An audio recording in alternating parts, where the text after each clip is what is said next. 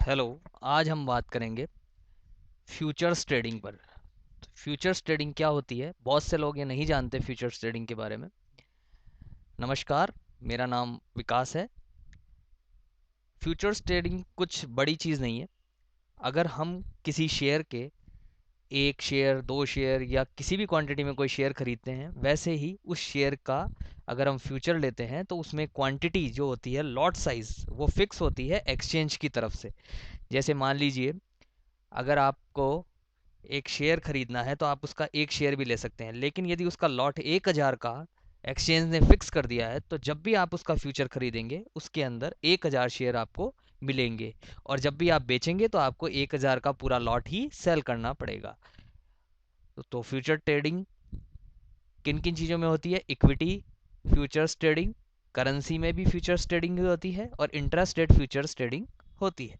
हम आज बात करेंगे इक्विटी फ्यूचर्स ट्रेडिंग के बारे में। इक्विटी फ्यूचर्स ट्रेडिंग यानी किसी शेयर्स की फ्यूचर्स ट्रेडिंग या स्टॉक्स में फ्यूचर्स ट्रेडिंग।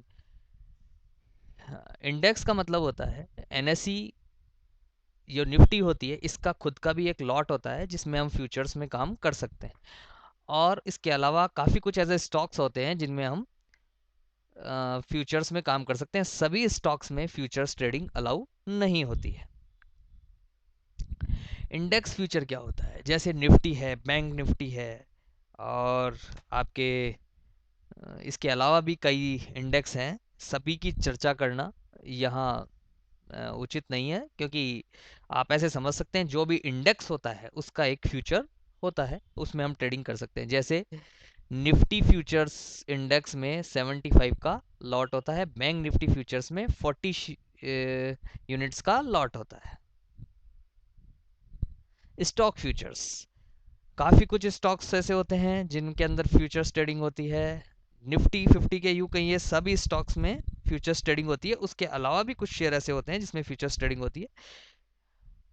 जैसे आप देखिए, फ्यूचर्स ट्रेडिंग में H D F C bank है, एल एन टी फ्यूचर्स है, कॉल इंडिया फ्यूचर्स है, और आई सी आई सी बैंक फ्यूचर्स है, ई टी सी। ये एग्जाम्पल के लिए है, आप स्क्रीन पे बहुत सारे फ्यूचर्स अभी हम प्रैक्टिकली देखेंगे।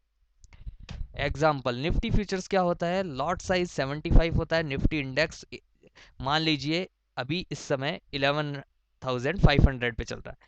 देन टोटल वैल्यू इसकी क्या होगी? लॉट साइज 75 का है और इंडेक्स वैल्यू 11,500 की, तो टोटल वैल्यू हो गई 8,62,500, 8,62,500।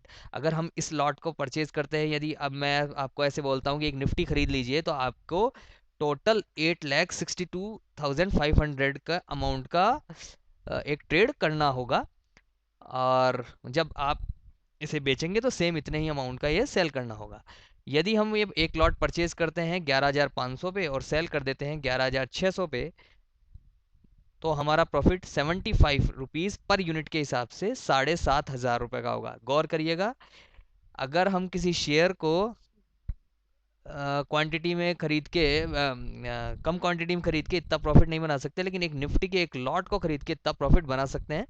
दूसरी सबसे अच्छी बात है कि इसके अंदर हमें पूरा 8,62,000 नहीं देना होता, हमें सिर्फ इसका मार्जिन देना पड़ता है, जो करीबन 50-60 हज़ार रुपये के समथिंग है। एग्जाम्पल टू में हम देखेंगे स्टॉक फ्यूचर्स के बारे में। अगर हम एक सन फार्मा का लॉट लेते हैं, सन फार्मा का स्टॉक फ्यूचर्स देखते हैं, तो टोटल वैल्यू होती है इसकी 1100 यूनिट्स का ये लॉट है, 1100 शेयर्स का। 1100 शेयर्स का लॉट है और 500 रुपये सन फार्मा की रेट चल रही है, तो टोटल वैल्यू हो गई 5.5 लाख। यदि हम इस स्टॉक को 500 में बाई करते हैं और 510 में बेच देते हैं, तो 1100 की क्वांटिटी के हिसाब से हमारा प्रॉफिट 11,000 हो सकता है। इसको हम उल्टा भी कर सकते हैं, यानी स्टॉक फ्यूचर्स में सबसे अच्छी इक्विटी इंडेक्स फ्यूचर और इक्विटी फ्यूचर्स में सबसे अच्छी बात है कि हम इसे सेल करके बाद में बाई भी कर सकते हैं और प्रॉफिट कमा सकते हैं। यानी 550 में किसी ने, 510 में किसी ने बोला कि ये 500 आएगा, तो हम पहले बेच सकते हैं और बाद में खरीद सकते हैं, तो भी हमारा प्रॉफिट 11,000 ही रहेगा। और इसको हम कैरी भी कर सकते हैं, शॉर्ट सेलिंग को। कैश में यानी स्टॉक्स को हम कभी भी शॉर्ट सेल को कैरी नहीं कर सकते। यानी अगर आपके पास स्टॉक नहीं है और आपने इंट्राडे सेल कर दिया तो उसको आपको 3:30 से पहले पहले उसको बाई करना ही होगा, नहीं तो आपको पेनल्टी पे करनी होगी। जबकि स्टॉक फ्यूचर को हम 1 महीने तक, जब तक उसकी एक्सपायरी डेट है, जब तक उसको कैरी कर सकते हैं। हर स्टॉक और इंडेक्स फ्यूचर की एक्सपायरी डेट हर महीने का लास्ट थर्सडे यानी महीने का लास्ट गुरुवार उसका एक्सपायरी डेट होती है। और यदि उसके दिन कोई छुट्टी हो, हॉलीडे हो, तो उसके पहले का दिन या उसके पहले का या उसके बाद का दिन ले लिया जाता है।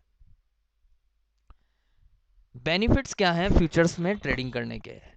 शॉर्ट सेलिंग, जैसे मैंने अभी आपको बताया, शॉर्ट सेलिंग इसमें पॉसिबल है लॉन्गर टाइम फ्रेम के लिए। यानी यदि आपको ऐसा लगता है कि बाजार मार्केट क्रैश हो रहे हैं, देखो ये बड़े बड़े म्यूचुअल फंड एफआईज हमेशा शॉर्ट सेलिंग करके चलते हैं। उनके पास बड़ी बड़ी कैश की पोजीशन होती है, लेकिन उसको वो बेचते नहीं है, वो उसको हेजिंग करने के हिसाब से उतनी ही मात्रा में फ्यूचर सेल कर देते हैं और बाद में जाके उसको बाई कर लेते हैं। जबकि एक आम इन्वेस्टर जो फ्यूचर सेल नहीं कर पाता, उसको बाद में वो देखता है कि उसकी कैश की वैल्यू कम हो गई है। जबकि एफआईज और डीआईज के केस में ऐसा नहीं होता, क्योंकि हम उनकी वैल्यू इसीलिए कम नहीं होती और वो बाद में भी म्यूचुअल फंड्स प्रॉफिट इसीलिए दे पाते हैं क्योंकि वो अपनी पोजीशन को फ्यूचर से हेज कर लेते हैं। यानी वो कैश के पोजीशन को रख लेते हैं और फ्यूचर्स की पोजीशन को सेल कर देते हैं, और जैसे ही मार्केट सपोर्ट लेने लगता है वो फ्यूचर्स को वापस बाई कर लेते हैं। तो ये इसका सबसे बड़ा बेनिफिट है कि short selling is possible. Low expenses, futures के अंदर जो एक्सपेंसेस होते हैं वो लो होते हैं। यानी एक पोजीशन अगर आप कैश में कैरी करते हैं, उसके एक्सपेंसेस की तुलना में फ्यूचर्स में बहुत ही कम खर्चा लगता है काम करने का, ब्रोकरेज और expenses. Benefit of leverage, leverage का मतलब यहाँ पे यह है कि आपको फ्यूचर्स में ट्रेडिंग करने के लिए पूरा पैसा नहीं देना पड़ता। जैसे अभी हमने लास्ट एग्जांपल्स में देखा, 5.5 लाख का लॉट था और 8.5 लाख के करीब का लॉट था, बट हमको उसमें ट्रेड करने के लिए सिर्फ 50,000 60,000 रुपए की ही जरूरत होती है। टाइम टाइम पे ये वैल्यू, ये मार्जिन थोड़ा कम या ज़्यादा एक्सचेंज की तरफ से हो सकता है, बट फिर भी पूरे अमाउंट की तुलना में ये काफ़ी कम होता है। और एक गुड टूल हो रहेंगी, मैंने बताया कि बड़े बड़े जो म्यूचुअल फंड्स हैं और ये एफआईज हैं वो प्रॉफिट में इसीलिए रहते हैं क्योंकि वो उनके पास काफ़ी मात्रा में कैश होता है और वो इससे अपनी हेजिंग पोजीशन को हेज कर लेते हैं। और तभी हम अखबारों में देख पाते हैं कि म्यूचुअल फंड्स ने इतना प्रॉफिट दिया। अगर ये फ्यूचर्स नहीं होगा तो वो भी इतना प्रॉफिट नहीं बना पाएंगे। और हम आगे बात करते हैं डीमेरिट्स, कुछ नुकसान भी हैं फ्यूचर्स के लिए क्योंकि इसमें हाई रिस्क होता है। अगर आपने कोई शॉर्ट सेल किया या बाई किया फ्यूचर्स के अंदर, वो आपके अगेंस्ट चला जाता है तो आपको लॉस होने के चांसेस भी उतने ही होते हैं। इसलिए फ्यूचर्स में ट्रेडिंग करना बहुत ही जोखिम भरा भी है, तो सावधानी से ही ट्रेड करना चाहिए पूरी कंफर्मेशन मिलने के बाद ही। और हो सके तो इसके अगेंस्ट अपनी कैश की पोजीशन उतनी मात्रा में हो, जैसे अगर कोई 5.5 लाख का लॉट है, यानी कोई भी कैश स्टॉक का 5.5 लाख का लॉट है, तो हमें अगर हमारे पास 5.5 लाख के उसके शेयर भी हैं तो हम उसकी हेजिंग करें जैसे म्यूचुअल फंड्स करते हैं, तो बहुत बढ़िया रहेगा उसमें ट्रेडिंग करना। उसमें रिस्क बहुत कम से कम रहेगा। और हर किसी के लिए ये दूसरा इसका डिमेरिट है कि ये उपयुक्त नहीं है क्योंकि इसमें रिस्क बहुत ज़्यादा होता है, प्लस मार्जिन भी पे करना होता है। और मार्जिन के साथ अगर ट्रेड हमारे अगेंस्ट चला जाता है तो उसका जो डिफरेंस, जिसे एम टू एम बोलते हैं, मार्क टू मार्केट लॉस, उसे हमें डिपॉजिट भी कराना होता है। तो इसके ट्रेड करने में सावधानी रखें। फिर भी मैंने आपको फ्यूचर्स के बारे में पूरी जानकारी दे दी है। आपको यदि जानकारी अच्छी लगी हो तो इसको लाइक कीजिए, मेरे चैनल को सब्सक्राइब कीजिए, ताकि मैं आपको ऐसी यूज़फुल जानकारियाँ स्टॉक मार्केट के बारे में टाइम टाइम पे देता रहूँ। Thank you very much.